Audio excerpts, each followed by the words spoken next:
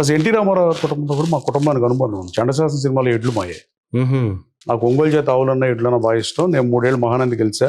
First Mahanandi గెలిచింది కూడా కృష్ణా జిల్లా ఖ్యాతిని నిలబెట్టింది కూడా మా పెద్దనే. మేము పుట్టక ముందు 72, 73లో మహానంది మేము గెలిచాం. వాటిని ఆలన పాలన చూసడమే అదో పెద్ద టఫ్ జాబ్ అంటుంటారు. మీకు మీడియా పిచ్చండి, లేకపోతే మీరు మీడియాలో ఎదుర్కొంటారు. మనం చేసే జాబ్ పిచ్చి. ఇప్పుడు లారీలు తిప్పాడు, లారీ లాస్ వస్తాయి అంతే. బాగాలేదని చెబుతారు, ఫీల్డ్ ఎలా ఉందండి. కానీ ఇంకోటి చేయటం తెలియదు, అదే చేయాలి. కరెక్ట్. అంటే నేను అమెరికా డబ్బులు కాబట్టి ఖర్చు పెట్టగలిగాను. నా రెక్కల కష్టం ఖర్చు పెట్టా. నేను ఎక్కడ చందాలు తీసుకోవాలా, అవినీతి చేయాలా, ఆ పరిస్థితి దేవుడు నాకు కల్పించాల.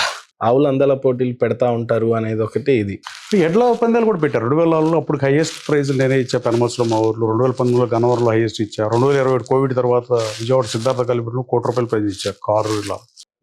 అంటే ఒంగోలు జాతి ఆవులు కొన్నాళ్ళకి ఫోటోలు చూపించాల్సిన పరిస్థితి వస్తుంది. అంటే గతంలో మీకున్న ప్యాషన్ అదే ఉండింది కాబట్టి మాకు తరతరాలుగా ఒంగోలు ఆవులు ఉన్నాయి, 4 ఫాదర్స్ నుంచి.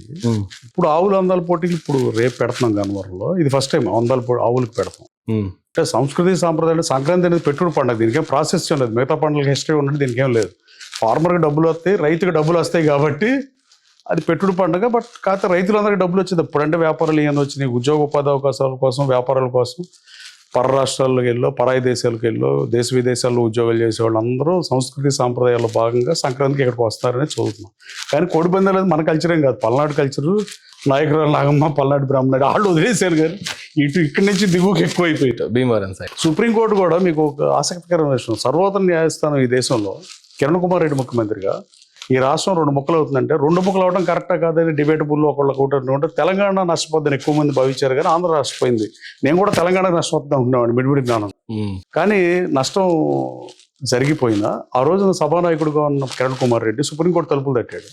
ఈ రాష్ట్రం విభజన వద్దు, ఆపండి అని. సారీ టు సేదిస్ కానీ మళ్ళీ కోర్టు కంటెంప్ట్ అయ్యి అంటారో నాకు తెలియదు. కానీ ఈ దేశం సర్వోన్నత న్యాయస్థానం కనీసం ఆ బెంచ్ మీద కూడా ఆ పిటిషన్ తీసుకోవాలి.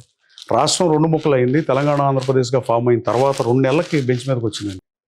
అదే కోడి పందాల విషయంలో 2015లో ఇప్పుడున్న డిప్యూటీ స్పీకర్ రఘురామకృష్ణరాజు గారు 2015లో 10 ఏళ్ల క్రితం కోడి పందాల మీద వెళ్తే 24 గంటల్లో తీర్పిచ్చిన సర్వోన్నత న్యాయస్థానం. మనం ఏం మాట్లాడతాం?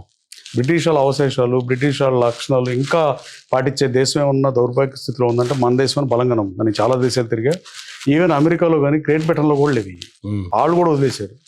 ఈ బ్యూరోక్రాట్ సిస్టమ్ కానీ అన్నీ వదిలేశారు. ఇక్కడ కోర్టుకి వెళ్ళాలంటే దండాలు దశకాలు పెట్టుకుంటూ వెళ్ళాలి. నేరం నిరూపితమైనప్పుడు మనం దండాలు దశకాలు ఒక్కోడైతే బాధాకరం. అంటరానితనం అనేది చదివేం తప్ప చూడలేం మనం చరిత్రలో. ఇప్పుడు అలా కొన్ని కోర్టుల దగ్గరికి నేను వెళ్తా ఉంటా. ఈ ధర్నా కేసులు, అటెంప్ట్ మర్డర్ కేసులు నా మీద కూడా పెట్టారు.